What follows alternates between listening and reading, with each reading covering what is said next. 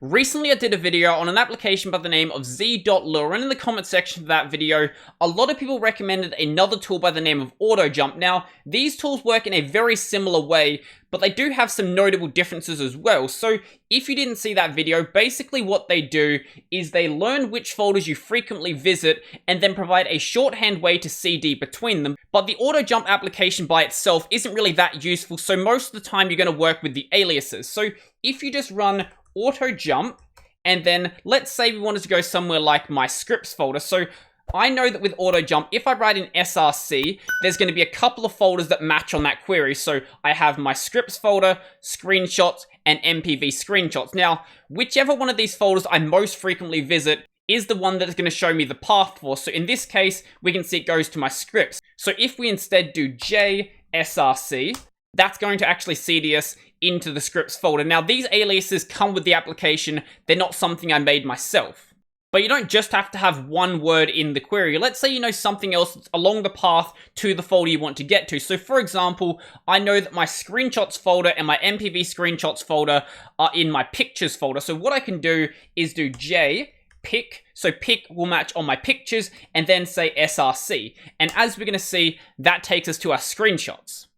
Now, obviously, when you first install this application, it's going to be effectively useless because it doesn't know which folders you frequently visit, and there's no point for the developer to basically assign weights to folders they think you'll frequently go to, because everyone navigates their Linux file system in a completely different way. So the way you train it is basically by running the cd command and then moving between the folders you want to use. So my recommendation, like I said with z.lure, is before you try to make a judgment on this application, run it for maybe a day or 2 days without actually using it, and then once it's learned everything you typically do, then try it out and adjust the weights as you need to, because otherwise you can't really make a fair judgment on whether this will actually be useful for you.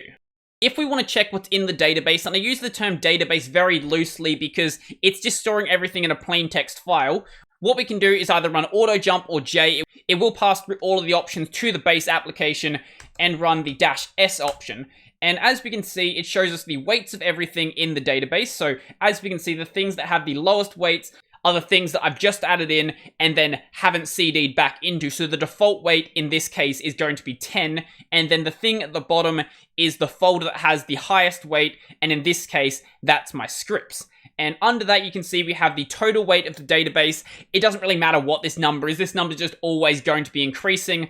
We've got the number of folders in the database, and then something that actually is kind of useful is the weight of the directory that we're in right now. And it looks like it also rounds the number in here rather than showing whatever the full floating point value is. That's an interesting choice. I'm not really sure why they decided to do that. Maybe it's to make sure the colons in here actually line up. And under that, we have where the database is actually stored. So if you want to go and make any modifications to it without doing it through the application, as long as everything stays in the correct format, modify it as you wish. So let's CD into somewhere like my /var, because that's not actually in the database right now. So now that we're here, if we were to run j-s again, we can see that is now in our database. So if we go back to our home and then back to var again and run j-s, as we will see, the weight for that is now a tad bit higher. But unlike z.lure, this application provides a way to manually adjust the weight. So if we do j-i, that's going to increase the weight. So let's say we increase the weight by 20, and this will only increase the weight of the current directory. So increase it by 20. And as you can see, it doesn't actually increase it by 20. I think what it does is takes this value and then puts it through the weight formula rather than adding it directly onto the top. And I'm not really sure why it does this, because if we go and decrease the weight, as you're going to notice, it actually takes off that exact amount. So I don't know if this was a bug or if this is intended by design. I'm not really sure how the weight formula actually works, but it just seems like a weird choice from a user experience perspective. And along with this, we can also add a new directory without cding into it. So to do that, we do j-a, and let's say we add somewhere like our /user directory. And if we do j-s again, as we will see, that is now in here with the default weight.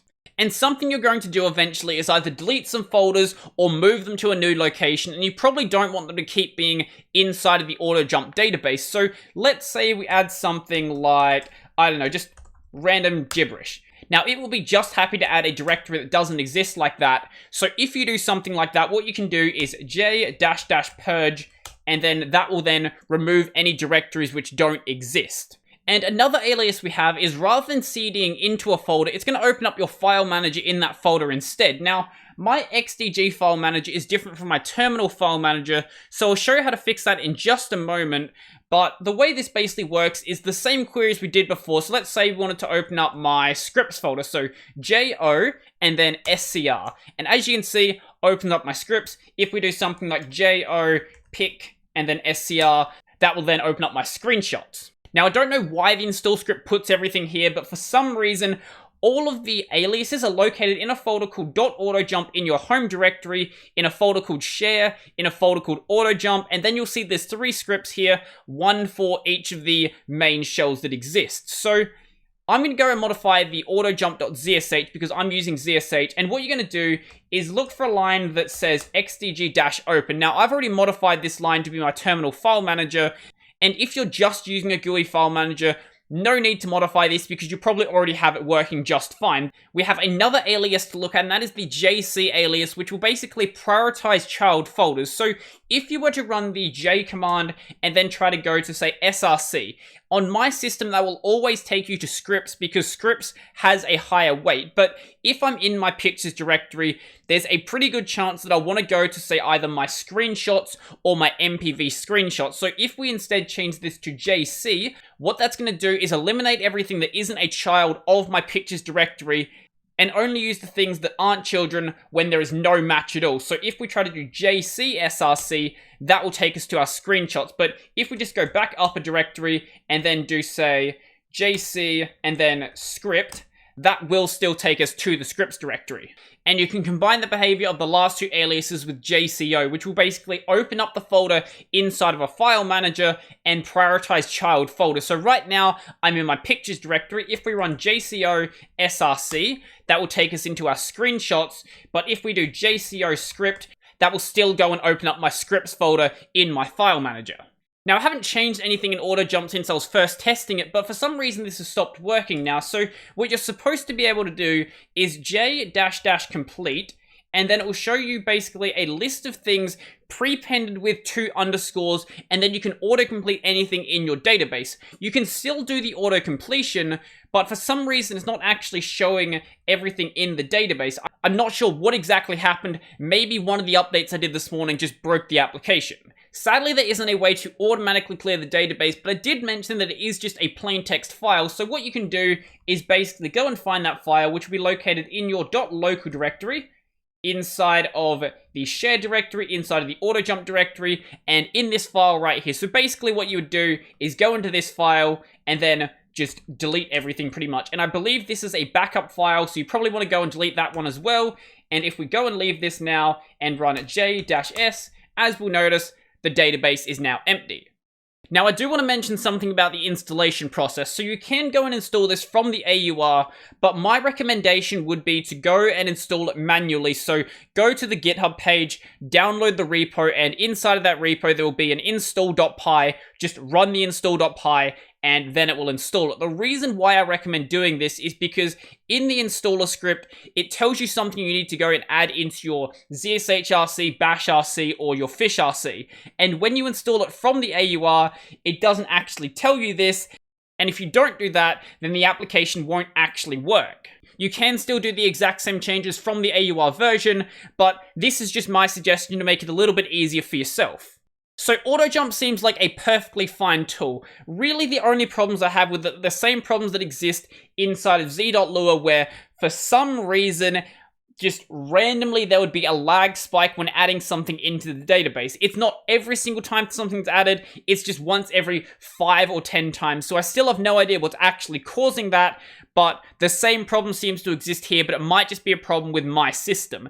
I prefer z.lua because this application is a little bit older, and since this application came out, applications like z.lua have seen what this has done and then basically improved upon some of the shortfalls.